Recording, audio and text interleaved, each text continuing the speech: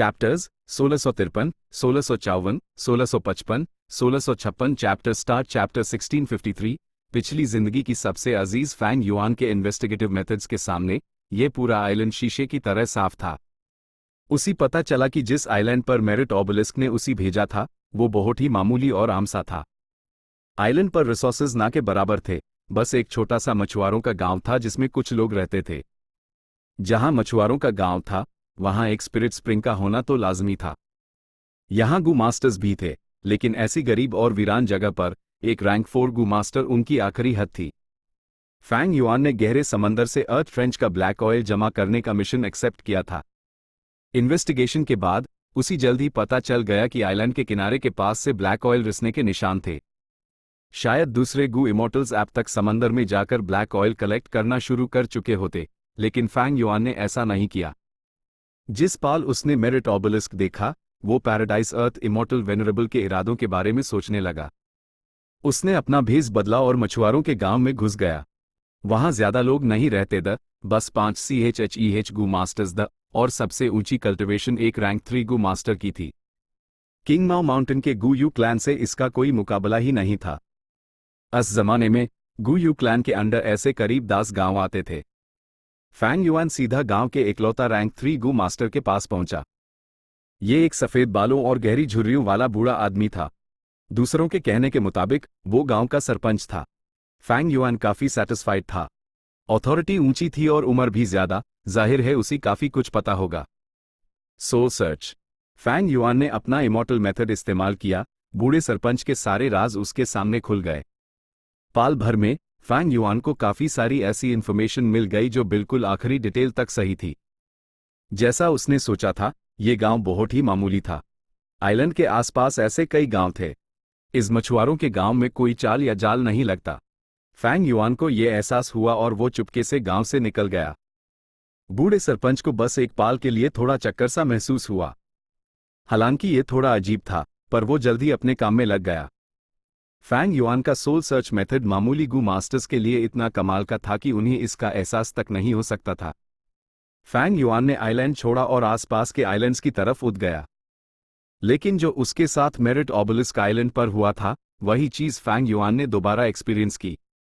बेशक उसी दूर उफाक पर एक छोटा सा आइलैंड दिख रहा था, लेकिन वो जितना भी उड़ता दूरी कम ही नहीं हो रही थी। अपने सारे तरीके आजमाने के बाद भी फैंग युआन को मजबूरन वापस आना पड़ा। पैराडाइज अर्थ इमॉर्टल वेनरेबल ने अपने शुरुआती सालों में साउंड पाथ कल्टिवेट किया था, बाद में वो अर्थ पाथ पर आ गए। डिस्टेंस कंट्रोल करने का ये तरीका उनका सिग्नेचर मूव है। हिस्ट्री में ऐसी कई लड़ाइयां थी जिसमें पैराडाइज अर्थ इमॉर्टल वेनरेबल एक हाई जगह पर खड़े रहते थे और उनके दुश्मन हमला करते रहते थे। वो कुछ भी कर लेते, उनके अटैक्स अंत तक पहुंच ही नहीं पाते भले ही फासला बहुत कम क्यों ना हो। इसके अलावा पैराडाइज अर्थ इमॉर्टल वेनरेबल के पास एक और बहुत हाई आकर्षक मेथड था, और वो था एक पैराडाइज बनाना। पैराडाइज, जन्नत। पैराडाइज अर्थ इमॉर्टल वेनरेबल के नाम के पीछे भी यही वजह थी। कोई नहीं जानता था कि एक पैराडाइज कैसे बनता है, लेकिन पैराडाइज अर्थ इमॉर्टल वेनरेबल ने 5 रीजन्स और 2 हेवंस में कई पैराडाइसेस छोड़े थे। एक पैराडाइज की सबसे बड़ी खासियत थी फाटन और मुसीबतों का ना होना। इस ड्रैगन वेल ग्रोटो हेवन को पैराडाइज अर्थ इमॉर्टल वेनरेबल ने एक पैराडाइज में बदल दिया है। बूढ़े सरपंच के सोल से फैंग युआन को ऐसी काफी इंफॉर्मेशन मिली जिसने इस बात की पुष्टि की। अगर यहां आफतें और मुसीबतें आती तो भले ही बूढ़ा आदमी उसी महसूस ना कर पाता, गांव के हिस्टोरिकल रिकॉर्ड्स में इसका जिक्र जरूर होता, लेकिन ऐसा कुछ नहीं था। जब वो दूसरे आइलैंड्स पर नहीं जा सका तो उसने अपना रास्ता बदला और पानी में उतर गया। जैसे जैसे वो गहरा जाता गया पानी का प्रेशर बढ़ता गया। ये पानी का प्रेशर अनगू मास्टर्स के लिए एक प्रॉब्लम थी जो तेल निकालने की कोशिश कर रहे थे, लेकिन फैंग युआन जैसे रैंक 8 गू इमॉर्टल के लिए ये एक मामूली सी बात थी। गू मास्टर्स के लिए समंदर बहुत गहरा था, लेकिन गू इमॉर्टल्स के लिए आइलैंड के आसपास का पानी अभी भी बहुत उथला था। फैंग युआन को जल्द ही पता चला कि उसकी नजरों के सामने अंधेरे का एक बड़ा सा इलाका आ गया है। ये एक विशाल समुद्री घास की तरह था जो हर दिशा में बेइंतहा फैला हुआ था। पानी के नीचे की यह अर्थ ट्रेंच काफी शानदार थी और वो मामूली सा आइलैंड इस अर्थ ट्रेंच के किनारे पर था। बूढ़े सरपंच से मिली इंफॉर्मेशन के मुताबिक आसपास के आइलैंड्स भी इस अर्थ ट्रेंच के फैलाव से जुड़े हुए थे। अर्थ ट्रेंचेस से ब्लैक ऑयल निकलता था। चाहे वो मामूली अर्थ ट्रेंचेस हो या गहरे समंदर की अर्थ ट्रेंचेस। ब्लैक ऑयल फुटपाथ से जुदा एक इमॉर्टल मटेरियल था। इसकी क्वालिटी बहुत हाई थी और प्रोडक्शन भी भरपूर था और इसे निकालना आसान था। यह फुटपाथ की एक खासियत थी, कम लागत में ज्यादा प्रोडक्शन। यह आर्थिक रूप से बहुत फायदेमंद था। ब्लैक ऑयल इमॉर्टल ज़ॉम्बीज के लिए बेहद मददगार था। डेड एपर्चर में ब्लैक ऑयल फैलाने से ब्लेस्ड लैंड के खत्म होने की रफ्तार धीमी हो जाती थी। बाहरी दुनिया में या दूसरे गू इमॉर्टल्स के लिए यह एक बहुत उपयोगी गू रिफाइनमेंट मटेरियल था जिसका इस्तेमाल हर जगह होता था और इसका मार्केट भी बहुत बड़ा था। ज़ॉम्बी अलायंस के मुख्य बिजनेसेस में से एक ब्लैक ऑयल था। यह फैंग युआन के गट्स गू जैसा ही था, लेकिन ब्लैक ऑयल की बिक्री का स्केल गट्स गू से कहीं ज्यादा बड़ा था। यहां लगभग 30 लाख किलोग्राम ब्लैक ऑयल है। अगर मैं पूरी कोशिश करूं तो आधे दिन में सारा निकाल सकता हूं, लेकिन मैं एक खास दूरी के बाद आइलैंड से बाहर नहीं जा सकता। भले हाई ब्लैक ऑयल हिल सकता है, लेकिन यह पानी से कहीं ज्यादा धीमा है। यहां का सारा ब्लैक ऑयल निकालने के बाद अर्थ रेंज के दूसरे हिस्सों से ब्लैक ऑयल यहां तक आने का इंतजार करना बहुत ज्यादा वक्त लेगा और इनएफिशिएंट होगा। ब्लैक ऑयल जमा करना बहुत आसान था, लेकिन ये गू इमॉर्टल्स के लिए था। मामूली गू मास्टर्स के लिए यह काफी मुश्किल था। ऑयल कलेक्ट करने वाले गू मास्टर्स की एक खास कैटेगरी होती थी।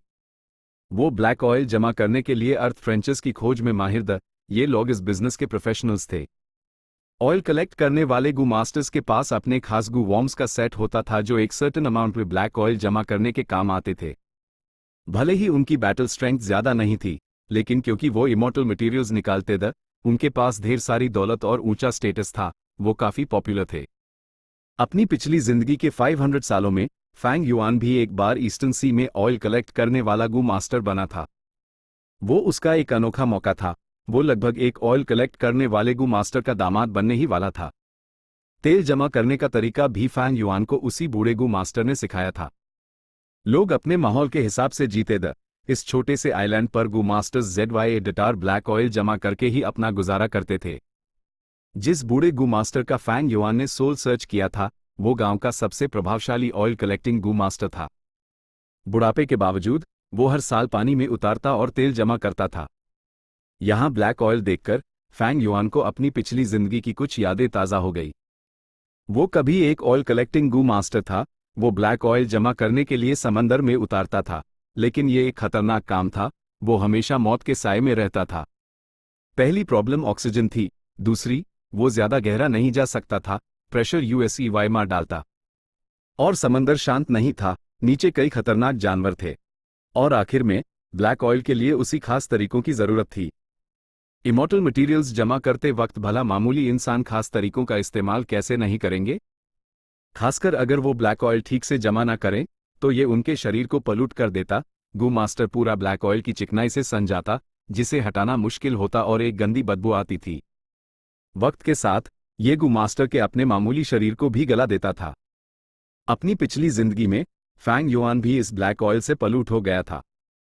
जिस बूढ़े गू मास्टर ने USEY ये तरीका सिखाया था, उसने जानबूझकर ऐसा किया था ताकि वो उसकी बेटी से शादी करने पर मजबूर हो जाए।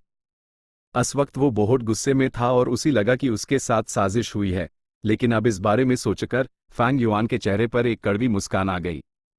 अस टीचर का कोई बेटा या वारिस नहीं था, उसी ऐसा करना हाई पड़ा, वारना वो अपने खानदान के खास तरीके किसी बाहरी गू मास्टर को नहीं सिखा सकता था।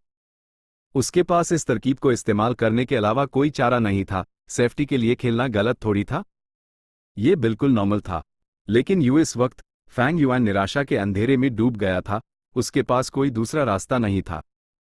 बिना खास तरीकों के वो ब्लैक ऑयल पोल्यूशन साफ नहीं कर सकता था। भले हाई फैंग युआन को तरीका पता होता, उसके लिए गू वॉर्म्स की जरूरत थी।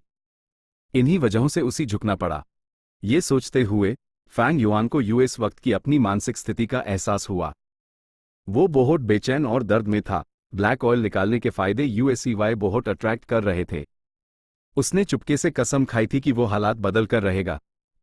जैसे कि वाटर पाथ गू वॉर्म्स जो USEY तेजी से गोते लगाने में मदद कर सकते थे। वो पानी के प्रेशर को झेलने के लिए कुछ गू वॉर्म्स डिजाइन भी कर सकता था। आज वो आसानी से ढेर सारे इमॉर्टल गू रिफाइन कर सकता था और पाल भर में लाखों काम के मॉर्टल गू बना सकता था। लेकिन अब उनकी जरूरत नहीं थी। जिंदगी अक्सर आपको ऐसी ही परिस्थितियों में डाल देती है। आज आपके पास कुछ बहुत जरूरी चीजों की कमी है, लेकिन जब आप उन्हें हासिल कर लेते हैं तब आपको उनकी जरूरत ही नहीं रहती। इसीलिए जब आपको किसी चीज की सबसे ज्यादा जरूरत हो और वो आपको मिल जाए तो उसी एक अनमोल मौका कहते हैं। अगर ऐसा हो तो उसकी कदर करनी चाहिए। उस वक्त जब मेन ब्लैक ऑयल निकाल रहा था मैं मरते मरते बचा था। लेकिन किस्मत और मुसीबत साथ साथ आते हैं। मरते वक्त में असल में मोर से मिला। इस नज़र से देखे तो अस बूढ़े गू मास्टर ने आखिरकार कुछ अच्छा ही किया था। फैंग युआन के चेहरे पर एक अजीब और गहरी मुस्कान फैल गई। एक सफेद साया उसके दिमाग में एक बार फिर उभर आया। उसका चेहरा धुंधला भी था और साफ भी। उसका नाम था जी हो मो। फैंग युआन यह नाम कभी नहीं भूला था क्योंकि वो उसकी पिछली जिंदगी की सबसे अजीज, सबसे महबूब थी। चैप्टर 1654 वाटर शेल्गू। कई दिनों बाद लहरें उठ रही थीं और गिर रही थीं, चट्टानों से टकराकर बड़े बड़े छींटे उड़ा रही थीं। सीधे शब्दों में कहीं तो ये बेनाम आइलैंड गरीब था और यहाँ का पानी खतरनाक था। पहली बात, आइलैंड छोटा था और दूसरी, यहाँ अर्थ फ्रेंच का ब्लैक ऑयल था। ब्लैक ऑयल की वजह से दूसरे कल्टिवेशन पाथ्स के रिसोर्सेज दब गए थे। यहाँ कुछ और पनप ही नहीं सकता था। इंसान का लालच सीमाहीन है। ह्यूमन पाथ का कॉन्सेप्ट हाई है, खामियों को कम करना और फायदों को बढ़ाना, ताकतवर और ताकतवर होता जाता है। जबकि हेवन पाथ एफए एडन को छीन लेता है और खामियों को पूरा करता है, वो सभी जीवों के बीच संतुलन पर जोर देता है। ठीक इसी ब्लैक ऑयल जैसे इमॉर्टल मटेरियल की वजह से बेनाम आइलैंड पर लगभग कोई दूसरे रिसोर्सेज नहीं थे। मछुआरों के गांव का साइज सदियों से वैसा ही था। डेवलपमेंट बहुत धीमा था और वो बस गिनती के गू मास्टर्स हाई पैदा कर पाते थे। वो सच में बहुत कम थे। इस वक्त मछुआरों के गांव के बीच में सरपंच के घर में फैंग युआन एक रैंक 2 गू मास्टर से लड़ रहा था। Boom boom boom. कुछ टक्करों के बाद पानी इधर उधर उछला। वो आधे उम्र का रैंक 2 गू मास्टर पूरी तरह भीग चुका था। वो कमजोरी से जमीन पर पड़ा हुआ था। फैंग युआन चू यंग का रूप लिए हुए एक ही जगह पर खड़ा था। उसके हाथ उसकी पीठ के पीछे थे और चेहरे पर हल्की सी मुस्कान थी। इस लड़ाई के शुरू से आखिर तक फैंग युआन एक हाई जगह पर खड़ा रहा। वो जरा सा भी नहीं हिला था। रैंक 2 गू मास्टर कमजोरी से उठा और अपने हाथ जोड़कर बोला, मास्टर छू के तरीके तो कमाल के हैं। ने तो आपका फैन हो गया। आपकी गाइडेंस के लिए शुक्रिया मास्टर छू। वो सच में बहुत प्रभावित था। कुछ दिन पहले फैंग युआन एक रैंक 4 गू मास्टर का भेष बनाकर खुलेआम मछुआरों के गांव में दाखिल हुआ था और उसने यहाँ के गू मास्टर से मिलना जुलना शुरू कर दिया था। उस वक्त उसके आने से एक हंगामा सा मच गया था। आमतौर पर मछुआरों के गांव में कोई बाहरी आदमी नहीं आता था, खासकर कोई अकेला मुसाफिर। फैंग युआन की आइडेंटिटी एक घुमक्कड़ गू मास्टर की थी और वो मछुआरों के गांव में अपनी जगह बनाने में कामयाब हो गया। इसमें कोई शक नहीं था कि उसके आने से गांव वालों की शांत जिंदगी पूरी तरह से भांग हो गई थी। एक मामूली इंसान भी, जिसकी कोई कल्टिवेशन ना हो, समझ गया था कि उनके गांव में एक ताकतवर गू मास्टर आया है। घुमक्कड़ गू मास्टर। ऐसे गू मास्टर्स दुनिया भर में घूमते थे। उनका कोई घर नहीं होता था। वो आमतौर पर अकेले रहते थे लेकिन कुछ 2 या 3 के ग्रुप में भी सफर करते थे। घुमक्कड़ गू मास्टर्स के पास आमतौर पर जबरदस्त ताकत होती थी और कमजोरियां ना के बराबर। ये एक आम सी बात थी। बाहर की दुनिया महफूज नहीं थी। घुमक्कड़ गू मास्टर्स इधर उधर घूम पाते थे। इसका मतलब उनके पास ऐसा करने के लिए जरूरी ताकत थी। ये सिर्फ लड़ाई की ताकत नहीं थी, उन्हें अपने रहने, खाने, आने जाने और गू वॉर्म्स को खिलाने का भी ख्याल रखना पड़ता था। बिना जरूरी ताकत के कोई घुमक्कड़ गू मास्टर नहीं बन सकता था। इसीलिए जब फैंग युआन सामने आया तो मछुआरों के गांव के गू मास्टर्स बहुत सतर्क हो गए। फैंग युआन की रैंक 4 गू मास्टर की ऑरा उनके लिए बहुत बड़ा खतरा थी। पहली मुलाकात में फैंग युआन ने कहा कि उसी अपने गू को खिलाना है और उसने बूढ़े सरपंच से गू मटीरियल्स मांगे। बूढ़ा सरपंच गांव का इकलौता रैंक 3 गू मास्टर था और फैंग युआन ने उसकी रूह की तलाशी ली थी। उसने रिक्वेस्ट को माना करने की हिम्मत नहीं की, उसी हाँ कहना है पड़ा। लड़ाई के बाद वो आधे उम्र का रैंक 2 गू मास्टर सरपंच के पास पहुंचा। दरवाजा बैंड करके और अपने गू वॉर्म्स को डिफेंस के लिए तैयार करके दोनों ने बात करना शुरू किया। आधे उम्र के गू मास्टर ने कुछ नहीं कहा, उसके चेहरे पर एक कड़वा और चिंतित भाव था। बूढ़े सरपंच ने मुस्कुरा कर कहा, ए फ्लैट, तुम्हें पता चला कि मास्टर छू कितने ताकतवर हैं? आधे उम्र के गू मास्टर ने सर हिलाया। मास्टर छू की ताकत का कोई अंदाजा नहीं लगा सकता। अगर हम सब मिलकर भी उनका सामना करें तो भी हम उनका मुकाबला नहीं कर पाएंगे। ये कहते हुए उसने गुस्से भरे अंदाज में सरपंच को देखा, लेकिन हम उन्हें गू मटेरियल्स क्यों दें? उनके गू वॉर्म्स भूखे हैं, तो ये उनकी प्रॉब्लम है, हम उनके लिए इसे क्यों सॉल्व करें? सबसे जरूरी बात, हमारा जो स्टॉक था वो पिछली कई पीढ़ियों ने जमा किया था और उन्होंने कुछ ही दिनों में लगभग सब कुछ खत्म कर दिया। बूढ़ा सरपंच कुछ देर चुप रहा और फिर गहरी आवाज में बोला, घुमक्कड़ गू मास्टर्स का एक नियम होता है, जब वो किसी नई जगह आते हैं तो आमतौर पर अपने गू वॉर्म्स को खिलाने के लिए गू मटेरियल्स एक्सचेंज करते हैं। ये गू मास्टर्स बहुत ताकतवर होते हैं, इसलिए लोकल फोर्सेस आमतौर पर उन्हें माना नहीं करती, वो उनके साथ कोऑपरेट करती हैं और अपने रिश्ते सुधारती हैं। हमें इसे एक अनोखा मौका समझना चाहिए। आधे उम्र के गू मास्टर के चेहरे पर शिकन आ गई, उसकी आवाज में गुस्सा और बढ़ गया। सरपंच जी, आपने खुद कहा वो एक्सचेंज करते हैं, लेकिन इस मास्टर छू ने सीधा मटेरियल्स ले लिए, उसने बदले में कुछ भी नहीं दिया। तो तुम क्या सोचते हो, हम क्या कर सकते हैं? बूढ़े सरपंच ने आधे उम्र के गू मास्टर को देखा। आधे उम्र का गू मास्टर हैरान रह गया। कुछ सांसें लेने के बाद उसका गुस्सा शांत हो गया, उसकी पीठ झुक गई और उसका चेहरा कड़वाहट, दर्द और लाचारी से भर गया। वक्त आ गया है।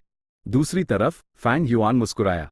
आधे उम्र के गू मास्टर और बूढ़े सरपंच के बीच की सारी बातचीत फैंग युआन की निगरानी में थी। असल में यूएसईवाई इस मछुआरों के गांव की हर चीज पता थी। कुछ दिन पहले वो गहरे समंदर में गया था और कुछ ब्लैक ऑयल लेना चाहता था, लेकिन उसके बाद उसके दिमाग में एक ख्याल आया और उसने अपना प्लान बदल दिया। फैंग युआन को एहसास हुआ, ब्लैक ऑयल जमा करना कुछ भी नहीं है, असली चाबी तो पैराडाइज अर्थ की सच्ची विरासत है। मुझे इस सिचुएशन को टेस्ट करना चाहिए। इसलिए फैंग युआन ने अपना तरीका बदला। उसने एक घुमक्कड़ गू मास्टर का भेष बनाया और गांव में दाखिल हो गया। अगले दिन बूढ़े सरपंच ने देखा कि फैंग युआन उससे मिलने आया है। उसका दिल कड़वाहट से भर गया, लेकिन चेहरे पर फिर भी मुस्कान थी। उसने कमर झुकाते हुए कहा, मास्टर छू, क्या आपको और गू मटेरियल्स चाहिए? फैंग युआन मुस्कुराया, बुजुर्ग आदमी, आपकी मेहमान नवाजी के लिए शुक्रिया, मैं अब निकलने वाला हूं।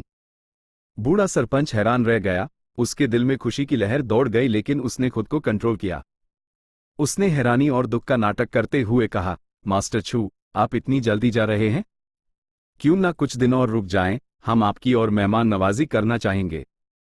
फैंग युआन ने सर हिलाया और मजाक करते हुए कहा, बुजुर्ग, पिछले कुछ दिनों से मैं आप पर बोझ बना हुआ हूं। अगर मैं और रुका तो शायद अगले बार लोग मेरे साथ प्रैक्टिस फाइट नहीं करेंगे, बल्कि अपनी जान की बाजी लगाकर लड़ेंगे। बूढ़ा सरपंच CHAU का गया और फिर कड़वी मुस्कान के साथ बोला, तो आपको इस बारे में पता है? फैंग युआन ने शांति से कहा, मैं सालों से सफर कर रहा हूं, मैं आप लोगों की मानसिकता कैसे नहीं समझूंगा।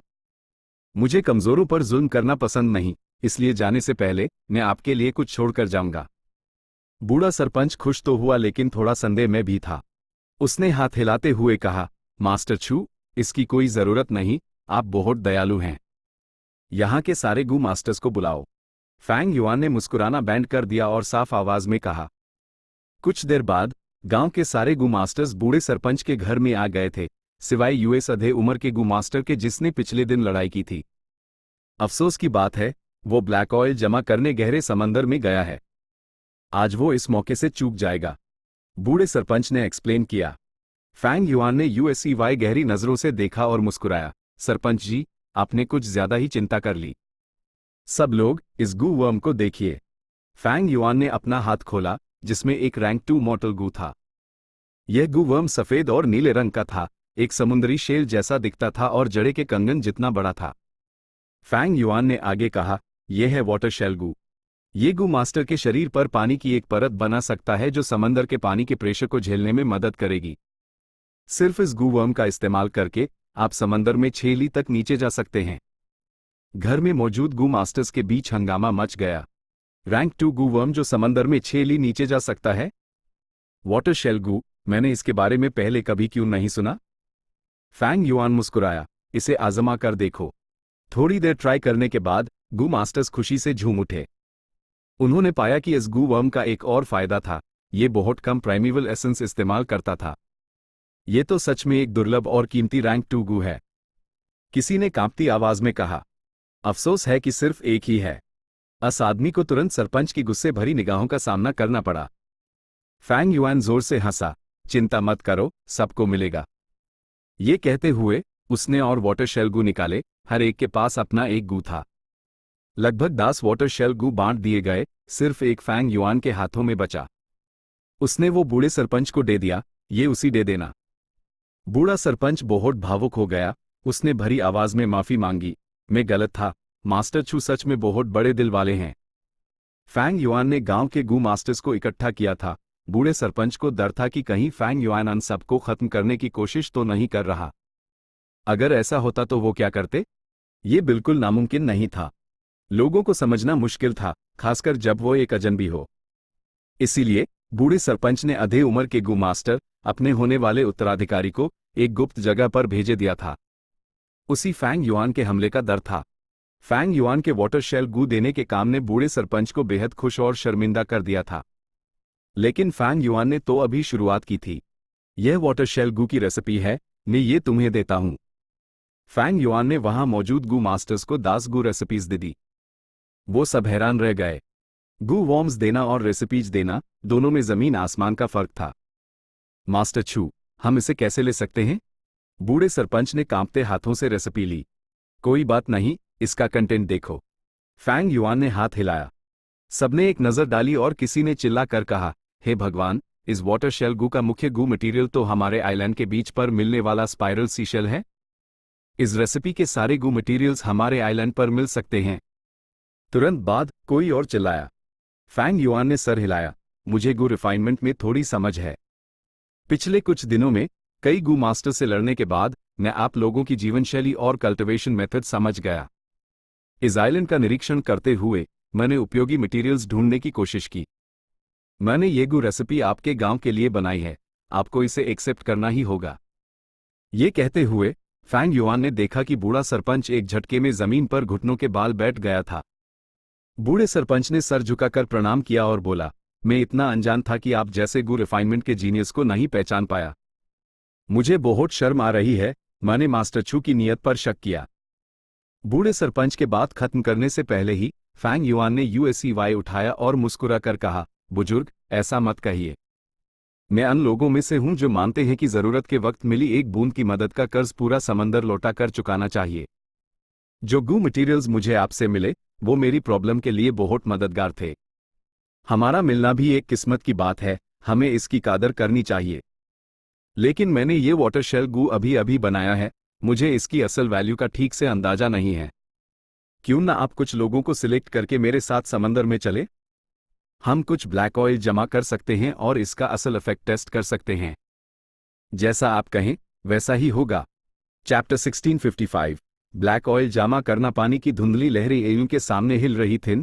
एकदम शांति में गू मास्टर्स का एक ग्रुप समंदर में गोते लगा रहा था। उनके ऊपर की रोशनी धीरे धीरे फीकी पड़ रही थी। आसपास का समुद्री पानी अन पर ज्यादा प्रेशर डाल रहा था। किसी ने वाटर शेल गू का इस्तेमाल शुरू कर दिया। फैंग युआन द्वारा बनाया गया वाटर शेल गू तो कमाल का था। लगभग जिस पल यूज एक्टिवेट किया गया, मछुआरों के गांव के गू मास्टर्स ने महसूस किया कि अन पर से प्रेशर कम हो गया है। उनके शरीर हल्के हो गए, जैसे उन्होंने टोनो वजन उतार दिया हो। सभी गू मास्टर्स के चेहरों पर खुशी के भाव दर, भले ही उन्होंने पहले ही अपने गांव में वाटर शेल गू को टेस्ट कर लिया था। लेकिन इसी वक्त किसी ने अचानक खतरे का सिग्नल दिया। बड़ी तादाद में वीविंग सी स्पाइडर्स उनकी तरफ आ रहे थे। ये समुद्री मकड़ियां पानी के नीचे बहुत तेजी से चलती थीं। जब उन्हें शिकार मिलता तो वो अलग हो जाती, अपने मकड़ी के जाले फेंकती जो शिकार को उलझा देते और फिर हमला करती। इन समुद्री मकड़ियों के झुंड को देखकर मछुआरों के गांव के गू मास्टर्स के चेहरे पीले पड़ गए। यहां तक कि रैंक 3 सरपंच भी डर से कांप रहा था, वो शांत नहीं रह पा रहा था। समुद्री मकड़ियों का झुंड बहुत बड़ा था और वो नंबर्स में लड़ने में माहिर मिलकर एक ताकतवर दुश्मन को हरा देते थे। कई समुद्री जीव अक्सर इस थका देने वाली लड़ाई में उनके हाथों मारे जाते थे। यहां तक कि रैंक 3 गू मास्टर्स भी एक लंबी लड़ाई में उनका मुकाबला नहीं कर सकते थे। गहरे समंदर में बहुत खतरे थे। ऊपर से समंदर शांत लगता था, लेकिन नीचे तूफानी लहरें बहती थीं, हर कोने में खतरा छिपा होता था। चिंता करने की जरूरत नहीं, फैंग युआन ने ट्रांसमिट किया और नाजुक मोड़ पर अपना हाथ हिलाया। अगले हाई पैल मछुआरों के गांव के गू मास्टर्स इतने हैरान हुए कि उनकी एनी लगभग बाहर आ गई। एक बड़ा सा वर्लपूल पलक झपकते ही बन गया। वो समुद्री मकड़ियों से जा टकराया। ये एक टोर्नेडो की तरह था जो अपने अंदर सभी समुद्री मकड़ियों को समेट ले गया। जल्दी निकलो, मैं इसे ज्यादा देर तक नहीं रोक सकता। फैंग युआन ने जानबूझकर कहा। मछुआरों के गांव के गू मास्टर्स तुरंत समझ गए और तेजी से और गहराई में चले गए। जब वो एक सुरक्षित दूरी पर पहुंच गए तो गू मास्टर्स ने मुड़कर देखा। वर्लपूल धीरे धीरे खत्म हो रहा था। समुद्री मकड़ियां पूरी तरह से भटक चुकी थीं। उनकी बुद्धि कम थी और वो इंस्टिंक्ट पर चलती थीं। जब शिकार गायब हो गया तो वो फिर से इकट्ठा हुई और दूर चली गईं। गू मास्टर्स ने आखिरकार राहत की सांस ली। फैंग युआन की तरफ उनकी निगाहें अब प्रशंसा और सम्मान से भरी हुई थीं। जिन गू मास्टर्स ने पहले फैंग युआन से लड़ाई की थी, उन्होंने आखिरकार देख लिया था कि यह मास्टर छू कितना ताकतवर था। और सबसे जरूरी बात, उसका तरीका बहुत समझदारी भरा था। अगर वो समंदर में लड़ते तो खून और भी मुसीबतों को अपनी तरफ खींच लेता। किड करना पर मारना नहीं, ये एक एक्सपर्ट का काम था। ग्रुप फैंग युआन के साथ उनके रक्षक के रूप में आगे बढ़ता रहा और उन्हें कोई खतरा नहीं हुआ। समुद्री मकड़ियां तो बस छिपे हुए खतरों में से एक थीं। ऑयल कलेक्ट करने वाले गू मास्टर्स को सैकड़ों तरह के पानी के जानवरों का सामना करना पड़ता था। कभी कभी वो खास लहरों में फंस जाते थे और मजबूरन उनके साथ बहते रहते थे। आगे के सफर में कुछ और प्रॉब्लम्स आए, लेकिन वो समुद्री मकड़ियों जैसी आफत नहीं थीं। लगातार गोते लगाते और रुकते हुए कुछ कड़ी मेहनत के बाद वो आखिरकार अर्थ ट्रेंच तक पहुंच गए। उन्हें अर्थ ट्रेंच के अंदर जाने की जरूरत नहीं थी, क्योंकि यहां पहले से ही बहुत सारा ब्लैक ऑयल था। यहां पहले कोई गू इमॉर्टल इसे निकालने नहीं आया था। अर्थ ट्रेंच ब्लैक ऑयल से भरी हुई थी। साथ ही कुछ ब्लैक ऑयल की धारें बाहर रिस रही थीं। यह ब्लैक ऑयल की धारें लंबे टेंटिकल्स वाले ऑक्टोपस की तरह लग रही थीं, या फिर समुद्री घास की तरह बिखरी हुई और उलझी हुई। मछुआरों के गांव के गू मास्टर्स ने जल्दी से अपने गू वॉर्म्स का इस्तेमाल करके रिसने वाले ब्लैक ऑयल के पास पहुंच गए। वो तेल जमा करने लगे, बिल्कुल मेहनती मधुमक्खियों की तरह इधर उधर घूम रहे थे। फैंग युआन ने कुछ नहीं किया, वो दूर से देखता रहा। यह गू वॉर्म्स जो खास तौर पर ब्लैक ऑयल जमा करने के लिए इस्तेमाल होते थे, इन गू मास्टर्स के कोर और विटल गू थे। फैंग युआन ने उनसे इस बारे में पहले कभी नहीं पूछा था, क्योंकि ये एक ताबू था, लेकिन अपनी काबिलियत से वो सिर्फ एक नज़र में सब कुछ समझ सकता था। उसका refinement path quasi supreme grand master attainment level कोई मजाक नहीं था। इस बेनाम आइलैंड के आसपास नंबर 1 रिसोर्स ब्लैक ऑयल है। जब मैं इस ब्लैक ऑयल को मटेरियल के तौर पर इस्तेमाल करके उनके लिए गू वॉर्म्स रिफाइन करूंगा तो उनकी एफिशिएंसी बढ़ जाएगी। जब वो ये सोच रहा था, तभी अचानक सीशेल शार्क्स का एक बड़ा झुंड उनकी तरफ आया। ये शार्क्स अपने खूंखार मुंह खोले हुए थे, जो शेल से भरे हुए थे, जिनका इस्तेमाल वो तेज दांतों की तरह करते थे। सीशेल शार्क्स बहुत खास थे। वो बिना दांतों के पैदा होते थे। इसके बजाय जब वो बड़े होते तो वो समंदर से सीशेल्स चुनते और उन्हें अपने मुंह में डाल लेते। वक्त के साथ यह सीशेल्स जात पकड़ लेते और बढ़ने लगते। जितने ज्यादा साल बीते थे, वो उतने ही सफेद और मजबूत हो जाते। सीशेल शार्क्स इन शेल्स को दांतों की तरह इस्तेमाल करके अपने से भी मजबूत शिकार को चीर फाड़ देते थे। इस खास रिश्ते की वजह से सीशेल शार्क्स के बच्चे बहुत कमजोर होते थे, लेकिन जब वो बड़े हो जाते तो वो शार्क्स के बादशाह बन जाते थे। शार्क्स का ये झुंड हमला कर रहा था। चाहे इंडिविजुअल ताकत हो या ग्रुप की, वो समुद्री मकड़ियों से कहीं आगे थे। लेकिन मछुआरों के गांव के गू मास्टर्स डरे नहीं। वो ब्लैक ऑयल के इलाके में आसानी और फुर्ती से घूम रहे थे। बीच बीच में वो अपने जमा किए हुए ब्लैक ऑयल को ढाल की तरह छिड़क कर खुद को बचा रहे थे। सीशेल शार्क्स बड़े थे और इस ब्लैक ऑयल वाले इलाके में आसानी से घूम नहीं सकते थे। अगर तेल अन पर चिपक जाता तो वो धीमे हो जाते और जैसे जैसे तेल गाढ़ा होता, उन्हें हिलना भी मुश्किल हो जाता। मछुआरों के गांव के गू मास्टर्स ने इलाके का फायदा उठाया और तेजी से इन सीशेल शार्क्स को ब्लैक ऑयल का भोजन बना दिया। यह सीशेल शार्क्स तब तक संघर्ष करते रहे जब तक उनकी सारी ताकत खत्म नहीं हो गई। वो धीरे धीरे ब्लैक ऑयल द्वारा निगल लिए गए। आमतौर पर ब्लैक ऑयल को इन सीशेल शार्क्स को पूरी तरह से गलने में काफी वक्त लगता।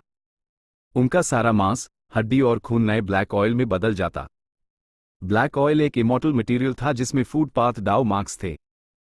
ये सुरक्षित नहीं था। ब्लैक ऑयल से भरी अर्थ ट्रेंच एक खतरनाक इलाका था। फैंग युआन ने यह देखा और दिल ही दिल में एक आह भरी। उसे याद आया कि अपनी पिछली जिंदगी के 500 सालों में उसने एक बार पहली बार देखा था कि कैसे ब्लैक ऑयल अपने शिकार को निगल जाता है। उस दिन के बाद से उसी कई रातों तक बुरे सपने आते थे कि ब्लैक ऑयल इस पर चिपक गया है और धीरे धीरे उसी निगल रहा है, बचने की कोई उम्मीद नहीं। आमतौर पर ऑयल कलेक्ट करने वाले गू मास्टर्स ग्रुप में काम करते थे। उन्हें डर होता था कि कहीं कलेक्शन के दौरान ब्लैक ऑयल अन पर चिपक ना जाए और उन्हें मार ना दे। लेकिन मछुआरों के गांव के ऑयल कलेक्टिंग गू मास्टर्स ग्रुप नहीं बनाते थे। इससे झगड़े होने का खतरा था और खतरनाक परिस्थितियों में सबके मारे जाने का भी डर था। अभी सब एक साथ थे, लेकिन ये एक खास सिचुएशन थी। मेरी सलाह है कि तुम लोग फंसे हुए सीशल शार्क्स को बाहर खींचने की कोशिश करो, ये सब काम के गू मटेरियल्स हैं। फैंग युआन ने ट्रांसमिट किया। मास्टर छू, यह सीशल शार्क्स ब्लैक ऑयल से पल्यूट हो चुके हैं। बूढ़े सरपंच ने हिचकिचाते हुए कहा। चिंता मत करो, मेरे पास ब्लैक ऑयल हटाने का तरीका है। मुझ पर भरोसा रखो, यह सीशल शार्क्स तुम्हारे लिए बहुत काम के हैं। फैंग युआन मुस्कुराया। उसने एक गू रेसिपी डिजाइन की थी जिसमें इन सीशल शार्क्स को मेन मटेरियल के तौर पर इस्तेमाल किया जाना था। बिना वाटर शेल गू के ये गू मास्टर्स इस पर विश्वास नहीं करते। लेकिन फैंग युआन के ऐसी ताकत दिखाने के बाद बूढ़े सरपंच ने हिचकिचाना बैंड कर दिया। उसने आदेश दिया, तुम सबने सुना, जल्दी करो और काम पर लग जाओ। लेकिन सावधान रहना, ब्लैक ऑयल को खुद पर चिपकने मत देना, वरना बहुत परेशानी होगी। सिर्फ परेशानी नहीं, कीमत बहुत बड़ी होती। ब्लैक ऑयल एक इमॉर्टल मटेरियल था। एक बार चिपक गया तो फुटपाथ के डाउ मार्क्स गू मास्टर के शरीर पर छाप जाते थे। सिर्फ डाउ मार्क्स के टकराव की समस्या हाई जानलेवा थी, और क्योंकि उनके शरीर मामूली थी, वो ब्लैक ऑयल के गलने को बर्दाश्त नहीं कर सकते थे। चिंता मत करो, अगर ये तुम पर चिपक भी गया तो मैं ब्लैक ऑयल हटा सकता हूं। फैंग युआन बोला। उसके शब्दों ने गू मास्टर्स को खुश कर दिया। लेकिन उसके विश्वास दिलाने के बावजूद गू मास्टर्स ने सावधानी से काम किया। वो इस प्यारे और श्रापित ब्लैक ऑयल को छूने से डर रहे थे। सारे सीशल शार्क्स को बाहर खींच लिया गया।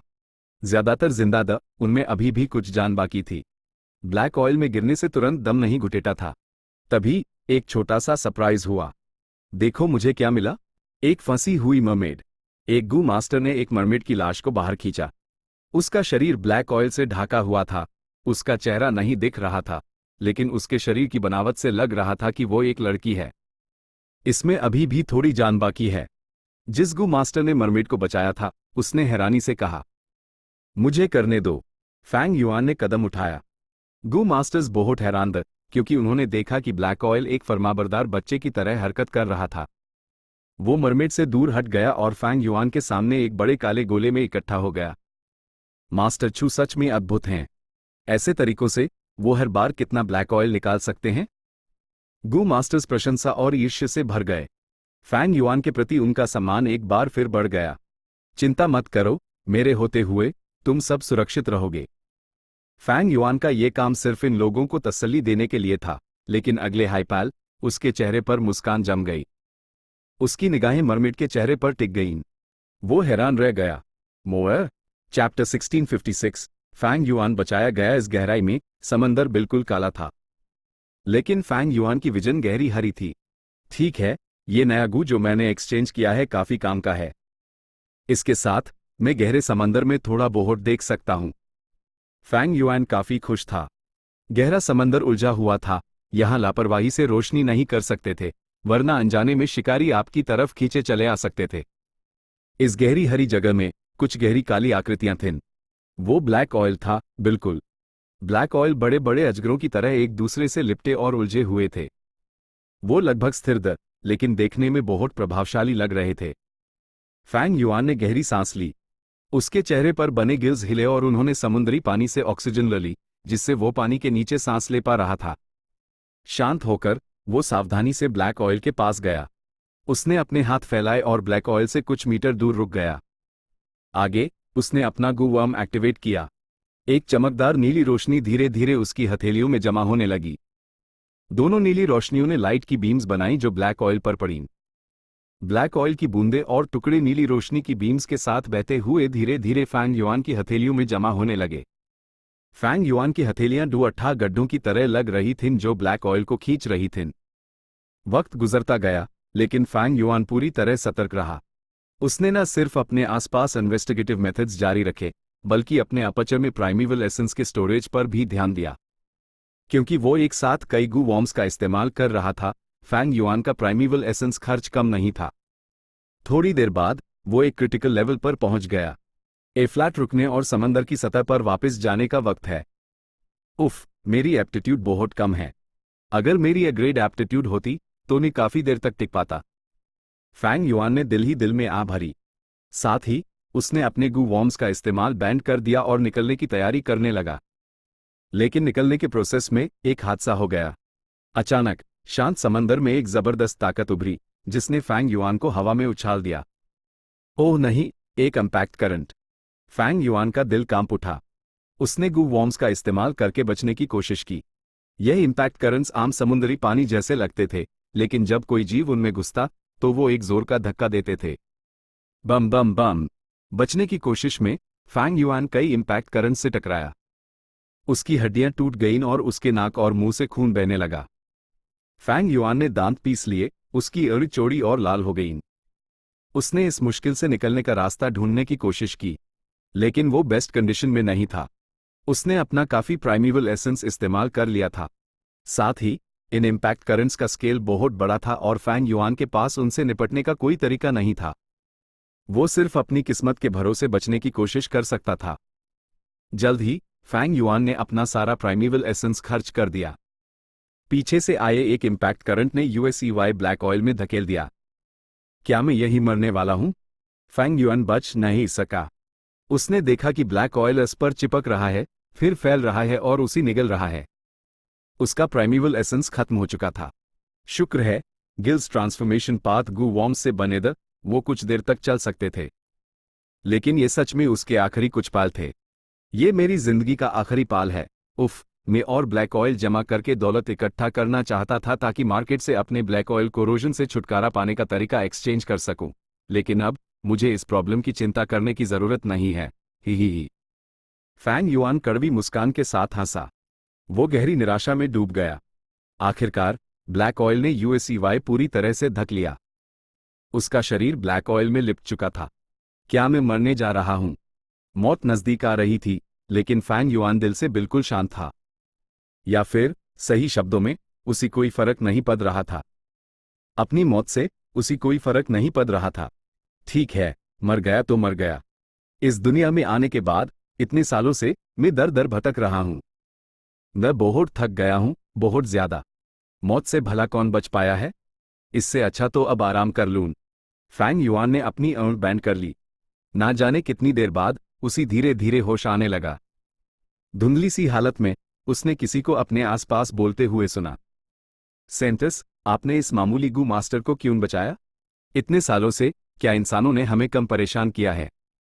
सही कहा सेंटस, ये साफ साफ एक ऑयल कलेक्टिंग गू मास्टर है।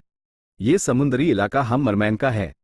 ये एक चोर है जो हमारा ब्लैक ऑयल चुराता है। ये बहुत बेशरम है। हम इसे अपने हाल पर मरने दे सकते थे। तभी एक मीठी और ताजगी भरी आवाज गूंजी। जब हम उससे मिल ही गए तो हम यूएसईवाई इस हालत में कैसे छोड़ सकते हैं? मैं जानती हूं कि वो एक इंसान है, मरमैन नहीं, लेकिन वो भी एक जीता जागता जीव है। इंसान हम पर जुल्म करते हैं, लेकिन उसके जैसा अकेला गू मास्टर बेगुनाह है। वो यहां ब्लैक ऑयल चुराने आया है, लेकिन एक अकेला इंसान कितना ले जाएगा? उसने इतना बड़ा खतरा उठाया ब्लैक ऑयल चुराने के लिए। इससे पता चलता है कि वो कितना परेशान और मजबूर है। हमें उसकी मदद करने में कंजूसी क्यों करनी चाहिए? सेंटस, आप बस बहुत ज्यादा दयालु हैं। क्या ये ठीक है? वो कोई अहम आदमी नहीं है, वो बहुत नीचे दर्जे का है। उसी बचाने का कोई फायदा नहीं। फैंग युआन ने पूरी कोशिश की और धीरे धीरे अपनी एड़ी खोलने में कामयाब हुआ। उसकी नजर अभी भी धुंधली थी। उसने 3 धुंधली आकृतियां देखीं, सफेद, नीला और लाल। इंसानी शरीर, मछली की पूंछ। धुंधली आकृतियों से वो बता सकता था कि वो 3 मेरमेन थे। मरमैन एक तरह के वेरिएंट ह्यूमन थे। वो पानी के नीचे नेचुरली सांस ले सकते थे और जी सकते थे। मेरमेन नदियों और पानी के स्रोतों से जुड़े होते थे। वो वाटरपाथ में सबसे माहिर थे। चाहे मर्द हो या औरत, वो बहुत खूबसूरत और आकर्षक होते थे। शुक्रिया। मैं इस एहसान का बदला जरूर चुकाऊंगा। क्या मैं आपके नाम जान सकता हूं? फैंग युआन ने मुश्किल से बोला। उसकी खुरदुरी आवाज बोलते बोलते साफ हो गई। लेकिन ये उसकी करंट लिमिट थी। उसका शरीर बहुत कमजोर था, वो कोई ताकत नहीं जुटा पा रहा था। ये शब्द हायद जो वो बोल पाया। HMPH, हमें तुम्हारे एहसान की जरूरत नहीं। अगर सेंटस ना होत तो हम तुम जैसे गंदे इंसान को कभी ना बचते। तुम्हें हमारे नाम जानने की जरूरत नहीं, लेकिन साइंटिस्ट का नाम जी मो है। तुम्हें इसे याद रखना चाहिए, इसे हमेशा के लिए अपने दिमाग में बैठा लो। तुम बहुत किस्मत वाले द की साइंटिस्ट ने तुम्हें बचाया। ठीक है, तुम दोनों बस करो। सफेद आकृति ने नरम आवाज में आह भरी।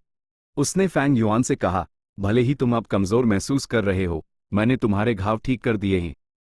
तुम पहले ब्लैक ऑयल से करोड़ हो गए थे।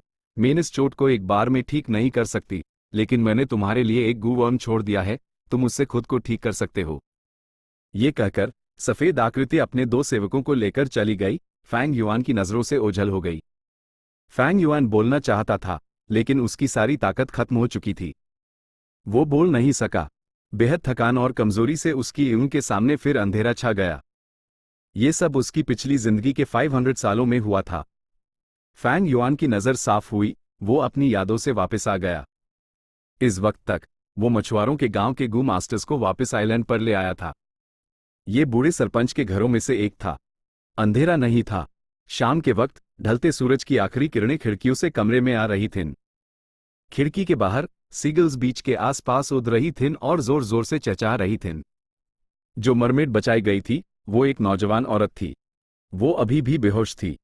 फैंग युआन के बचाने के बाद उसका पीला चेहरा फिर से लाल होने लगा था। उसकी घनी पलकें उसके चेहरे पर परछाइयां डाल रही थीं।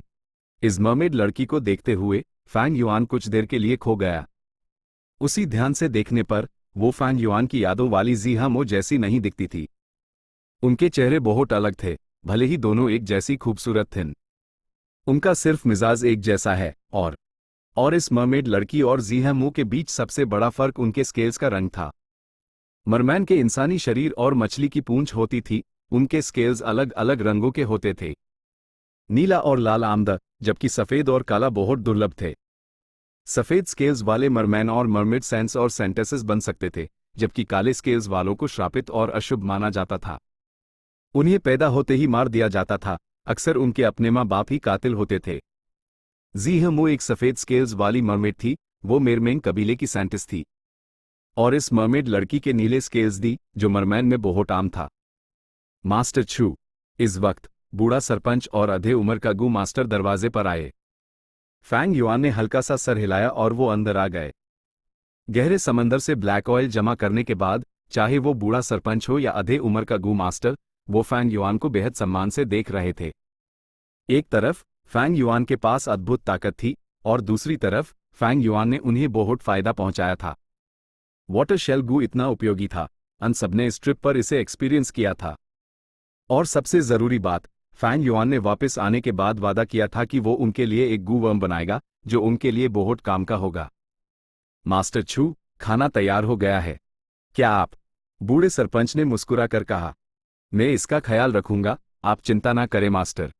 जब ये होश में आएगी, मैं इसे आपके पास ले आऊंगा। आधे उम्र के गू मास्टर ने जोड़ा। फैंग युआन ने मरमेड लड़की को देखा और सर हिलाया।